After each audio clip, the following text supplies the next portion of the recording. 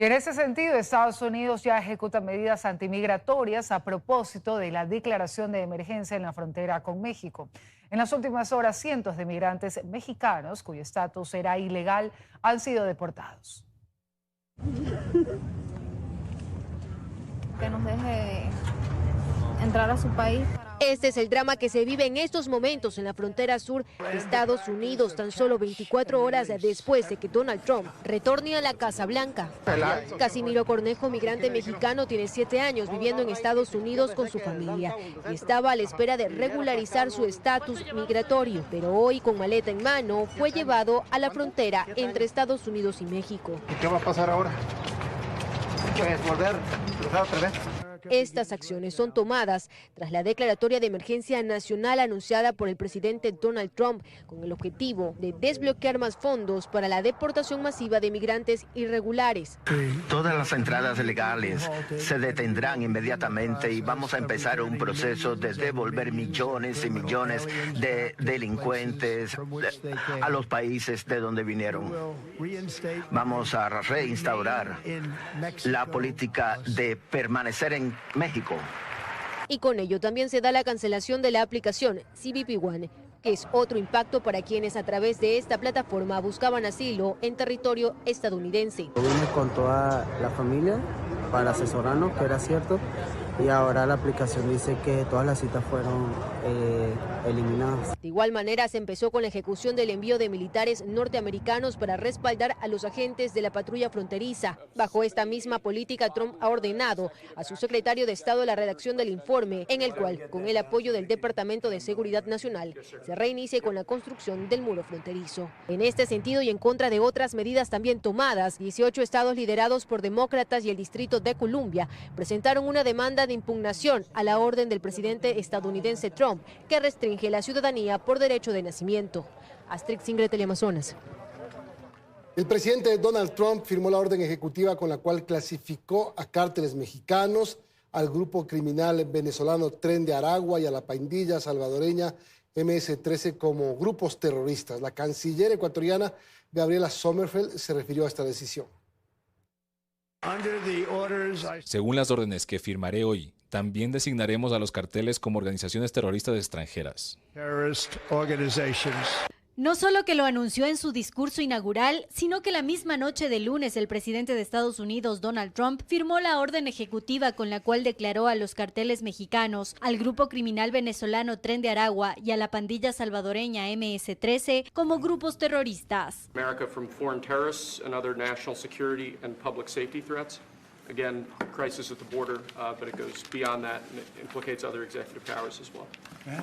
Así, estas organizaciones pasarán a formar parte de una lista gestionada por el Departamento de Estado, que ya incluye a 68 grupos y personas, desde Hamas en Palestina hasta las FARC de Colombia y Sendero Luminoso en Perú. Esta medida daría al gobierno estadounidense facultades para atacar estos grupos incluso en suelo extranjero. Y tras la consulta de un periodista sobre si considera enviar fuerzas a México, Trump respondió: Podría pasar. Han pasado cosas más extrañas.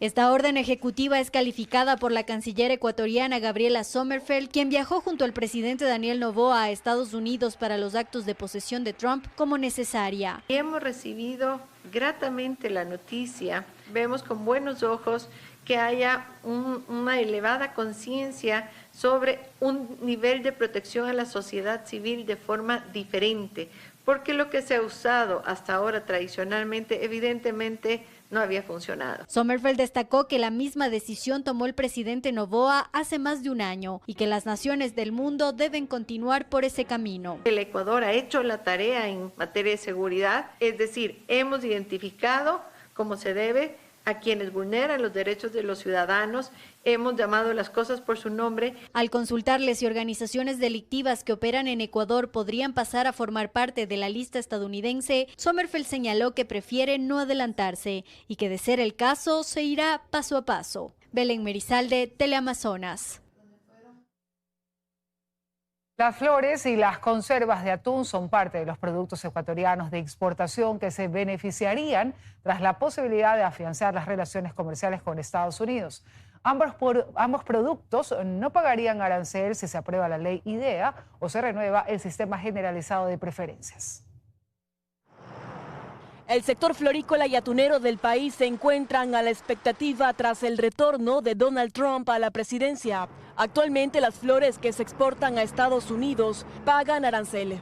Las rosas, por ejemplo, tienen un arancel del 6,8%. Pero en caso de aprobarse la ley IDEA, que ya reposa en el Senado, o de renovarse el sistema generalizado de preferencias vencido en 2020, este producto no pagaría la tarifa mencionada. Eso le ahorraría al sector más o menos unos 54 millones de dólares actuales. En caso de que se elimine el arancel para las flores ecuatorianas que ingresan a los Estados Unidos, las exportaciones hacia ese país tendrían un crecimiento sostenido entre el 5 y 7%. Anualmente, las exportaciones de flores al país norteamericano dejan 530 millones de dólares para el sector. El 32% de la venta sucede ahora por San Valentín. Las conservas de atún también se verían beneficiadas en caso de que exista una mejora en la relación comercial con Estados Unidos. Actualmente, el atún en agua que ingresa al país norteamericano paga un arancel del 12% y si es en aceite, la tarifa sube al 36%. Este producto nunca ha sido incluido en el sistema generalizado de preferencias, pero podría verse beneficiado por la ley IDEA o por el Tratado de Preferencias Arancelarias Andinas o ATPDA, que en su momento hizo que el atún en funda o pouch no pague arancel. Este beneficio fue cancelado unilateralmente por Ecuador en 2013. Estamos tratando ahora es de lograr el acceso preferencial a Estados Unidos, lo cual nos haría crecer. Actualmente el 60% de las conservas de atún que exporta Ecuador van hacia Europa, el 25% a América del Sur y el 15% a Estados Unidos. Bernarda Ceballos, Teleamazonas.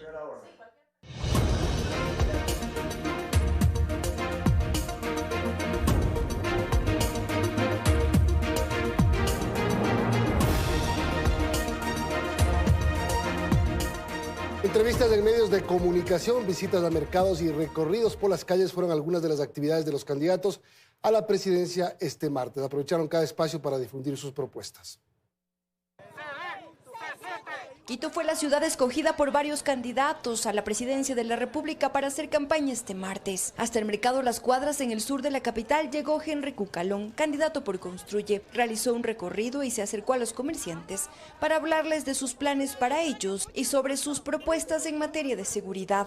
Vamos a hacer la unidad contra los vacunadores, contra los extorsionadores, con los mejores elementos del ejército ecuatoriano y de la Policía Nacional. Luisa González de la Revolución Ciudadana dedicó esta jornada a brindar entrevistas a medios de comunicación en Quito. En su visita a un canal digital habló de su plan para la fuerza pública y la inseguridad. Depurar a la fuerza pública, equiparla y luego las fronteras, la coordinación y colaboración internacional es fundamental. Lo propio hizo Francesco Tabacchi, candidato a la presidencia de Creo. Estuvo en la capital en entrevistas radiales. Yo quiero abrir la empresa privada, que venga la inversión extranjera, que vengan los capitales locales, que pueda ser un modelo igual o parecido al de Colombia y el de Perú. Jorge Escala de Unidad Popular, en cambio, estuvo este martes en Atacunga, recorrió las calles del centro de la ciudad, conversó con los dueños de locales y jóvenes sobre su plan de trabajo. Mientras que la candidata de Sociedad Patriótica, Andrea González, participó en un encuentro con jóvenes en Guayaquil, respondió a preguntas formuladas por estudiantes y también brindó entrevistas a los medios de la ciudad. Y el poner a trabajar a aquellos PPLs que vienen un poco a hacer el sistema para que se alimenten también, porque el país no puede seguir pagando más por la alimentación de reos que por la alimentación escolar. El resto de candidatos visitaron otras provincias. En Quito, Karen Aro, Teleamazonas. ¿Quiénes destacaron durante el debate presidencial? Es una pregunta que tiene varias respuestas. Sin embargo, hay una coincidencia. Faltaron propuestas. Un equipo de 24 horas recogió las impresiones de varias ciudades del país. Puede haber un ganador en un debate partido en dos con 16 candidatos y con apenas segundos para intervenir. Quizás resulte más sencillo preguntar a quién le fue relativamente mejor, y ahí hay respuestas distintas según los gustos.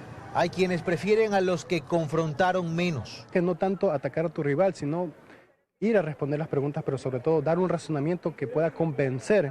Tú hiciste esto, tú no hiciste. No. Aquí necesitamos es paz e inteligencia. Ya no necesitamos peleas, porque ya por peleas el país está así. Están también los que en la otra orilla destacan a quienes se animaron a señalar a sus contrincantes. Como Andrea González Nader, como Henry Confle, como Jorge Escala, como el señor Tellería. María Sol Borja, periodista y analista política, dice que en el desempeño de Daniel Noboa y Luisa González no hubo sorpresas. Porque actúan de acuerdo a lo que un poco se esperaba, ¿no? Luisa González un poco posicionando lo que ya habían hecho, la experiencia, el correísmo, etcétera, nada que nos sorprenda. Y de nuevo Daniel Noboa como posicionando lo que posiciona el gobierno, que es tratando de decir lo que ha hecho en su gestión, más no respondiendo ninguna de las preguntas. Cree que quedaron varios temas importantes por fuera. Todo lo que se derivó de la crisis energética que no se haya mencionado, y también me parece que hubo una falta en cuanto a relaciones internacionales. ¿Qué va a pasar con el tema de las relaciones rotas con México? Y más bien se trató de ir todo hacia como lo politizado. En eso en las calles hay coincidencias, faltaron propuestas. Faltaron muchas propuestas, muchas cosas que creo que los ciudadanos quisieran haber escuchado. A mí me quieren dar trabajo y empleo, pero ¿de dónde? Entonces, el debate incidirá en la tendencia. No sé, todavía no pienso en por quién voy a votar. ¿Y ha decidido su voto? No todavía. La gente más bien va a reforzar sus ideas. Si yo ya tenía un candidato que me gustaba, pues le voy a escuchar para decir sí, que bueno, es mi candidato.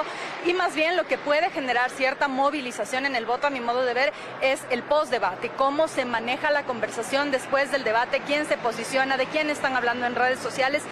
Ya se verá el próximo 9 de febrero. Carlos Acoto, Teleamazonas.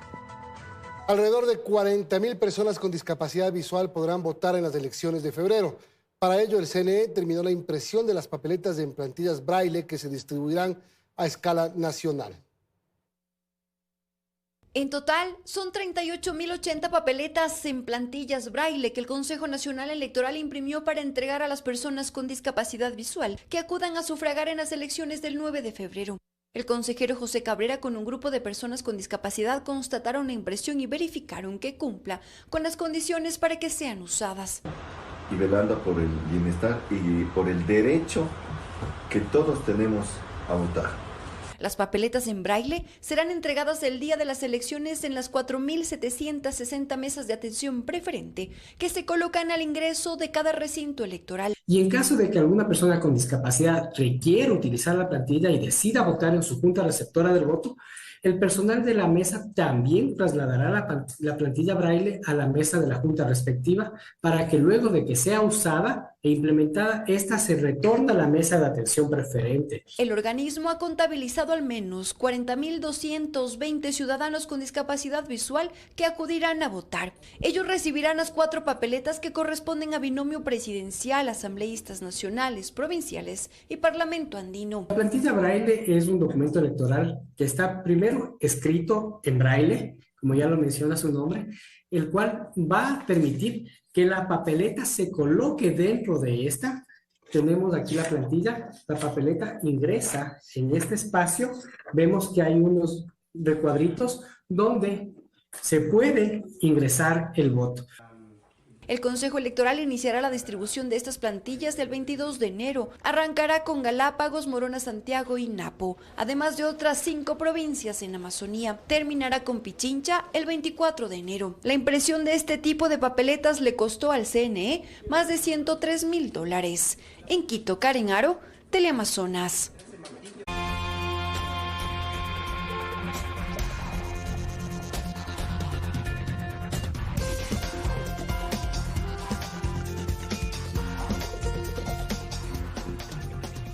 Más noticias, amigos. El tercer barco de generación eléctrica de la compañía Car Power Ship ya está en Ecuador.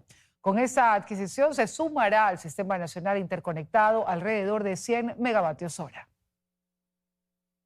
Con la llegada de Erin Sultan, la tercera embarcación de generación eléctrica, Ecuador sumará 100 megavatios de energía flotante al Sistema Nacional Interconectado de Electricidad. En total, los 3 barcos Barcaza aportarán alrededor de 300 megavatios al país. Erin Sultan ingresó a aguas ecuatorianas desde el pasado sábado 18 de enero. Inició su recorrido desde Esmeraldas, avanzó por aguas manabitas. Actualmente se encuentra rumbo a Guayaquil. El barco Barcaza está adjudicado por 8.97 centavos kilovatios hora durante 450 días. La empresa electrogeneradora del Austro Elecaustro S.A. alquiló la nueva generación flotante a la empresa turca Car Power Ship. Esta mantiene vigente 2 contratos más por Enram Bay y Murat Bay. Erin Sultan llegaría al muelle de las Esclusas en Guayaquil en los próximos días, lugar donde se encuentran los 2 barcos Barcazas de la misma compañía. Por otro lado, Murat Bay, la segunda adquisición, se encuentra en la primera fase de generación comercial con 95 megavatios. Se espera que este culmine su producción al 100% a inicios del mes de febrero, tal como lo detalla el cronograma de SENACE. Erika Vera, Teleamazonas.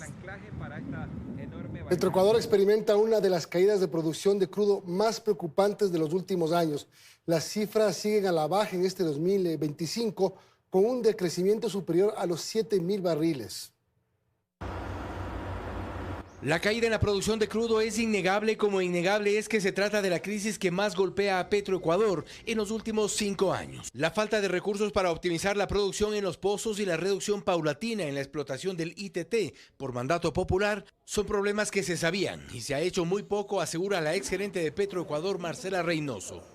Ya nos está avisando que tenemos que tomar medidas ya de mediano y largo plazo con respecto a cómo está funcionando toda la cadena de hidrocarburos, porque recordemos que Petroecuador no es solamente exploración y producción, es transporte, es el SOTE. Enero del 2025 arrancó con una producción diaria de 381.948 barriles, pero a la baja. Y las cifras lo confirman, pues apenas 20 días después la producción ha caído a 374.854 barriles, es decir, 7.000 barriles menos de producción. Si bien la oferta del gobierno fue incrementar la producción a 550.000 barriles por día, esto no se ha logrado. No obstante, 2024 tampoco fue un buen año para la estatal petrolera. El exfuncionario de Petroecuador, Pedro Cruz, identifica el origen de esta caída sostenida en la producción. Por los temas administrativos, financieros de la empresa, los cambios gerenciales y del ministerio.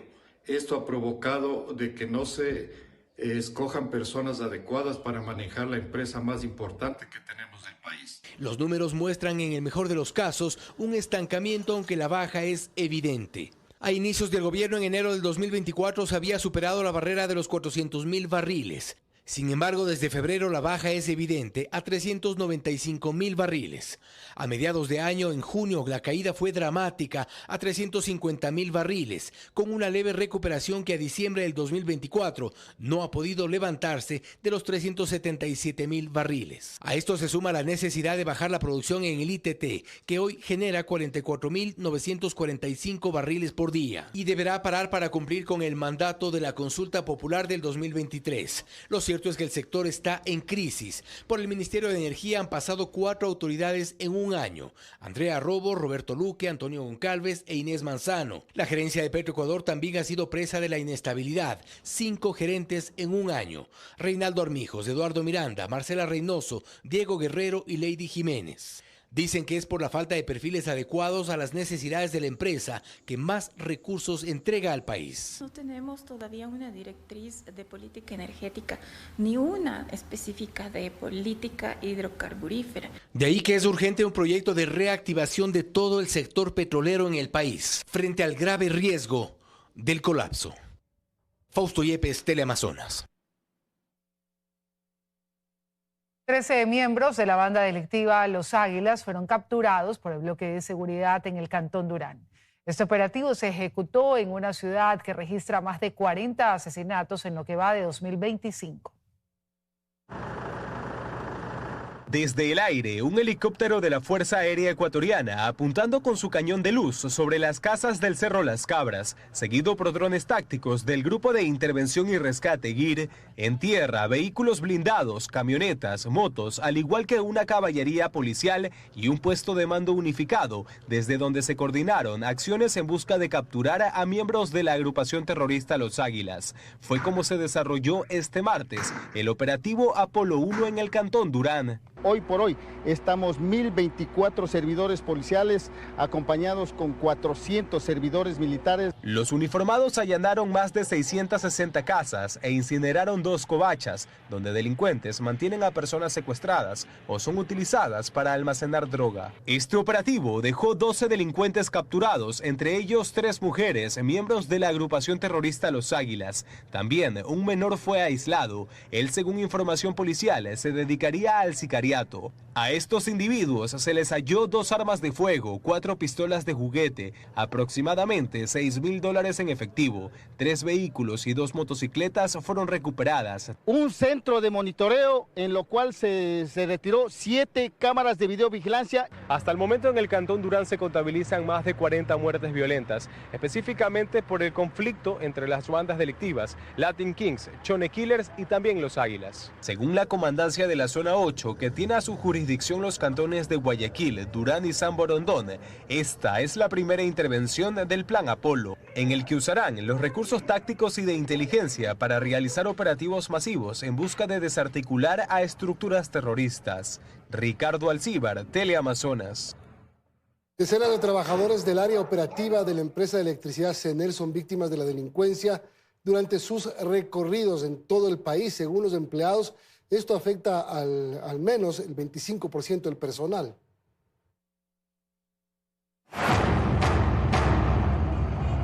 A mí se me tiraron, amor. Mi compañera me decía, tira del carro, pero le digo, no, nos van a matar, ñaño. Este es el sentimiento de Juan, nombre protegido de un trabajador de CENEL que por 2 ocasiones fue víctima de delincuentes. El último robo sucedió cuando acudía a realizar su trabajo en Ciudad Victoria, norte de Guayaquil. ¿Qué tienes aquí? Tienes esto, vale 50, se me ocurre. Y comenzaron a ver todo. Bueno, ¿sabes qué? Tienes que darme más o menos un promedio de $100 para dejarte pasar, bajarte que te vayas, porque ya te cerra la puerta. Otro caso, Manuel, nombre protegido, asegura que el trabajo se complica en los sectores denominados zona roja. Sectores que nosotros no podemos ingresar. ¿Cuáles sectores? ¿Cómo cuáles? Ahí, o sea, viviendo. Allá ustedes no pueden ingresar. Para nada. ¿Por qué? Por seguridad la empresa mismo ya nos prohíbe.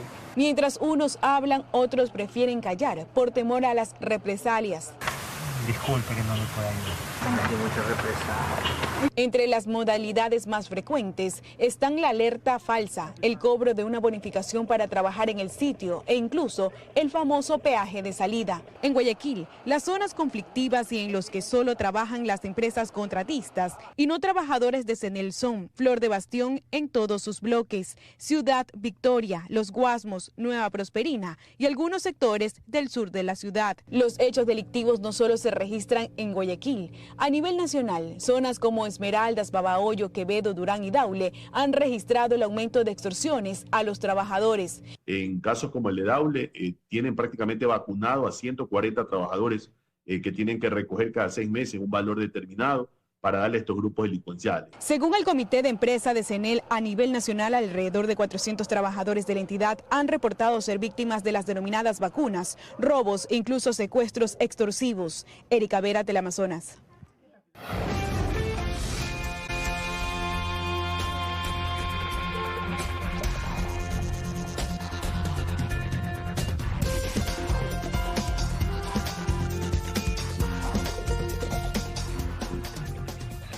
$70 nuevos vehículos fueron entregados este martes a las Fuerzas Armadas para reforzar los operativos de control de armas y explosivos tanto en zonas urbanas como rurales.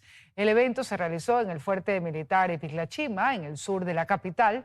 Según las autoridades, 20 de estas camionetas irán a la Fuerza Aérea, 20 a la Armada del Ecuador, 18 al Comando Conjunto y 12 a la Fuerza Terrestre. Estos se unen a los 103 vehículos que ya recorren el territorio nacional.